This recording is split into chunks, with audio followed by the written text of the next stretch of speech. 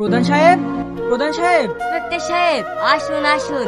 এই মার্ডারটা হওয়াতে ওর থেকে কড়া চাপ এসেছে, আমাকে আসামি তুলতেই হবে। তা তুলুন, ওরা তো আর আমার পার্টির লোক নয়। তার নিজেদের ব্যাপারে খুন খারাপি করেছে, তাতে আমি কি করতে পারি বলুন?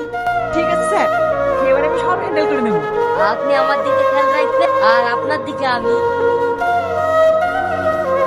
ব্যাপারে এবার দৌড়াচ্ছেন, একটু তাকিয়ে আসতে হয় না?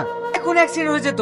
না মানে আমাকে, আপনি আমাকে ছেড়ে যাবেন না, নাহলে ওরা আমাকে মেরে ফেলবে। আপনি আমাকে বাঁচান। তোমার কোনো ভয় নেই। ওই, তোমরা এবার মেয়ে নিয়ে দাঁড়াচ্ছ কেন? নায়ক হয়েছিস না, আমরা কার লোক জানিস? তোরা দেশে যা করছিস, তোদেরকে কুত্তার মতো মারা দরকার। তুই আমাদেরকে মারবি? ধর শালাকে।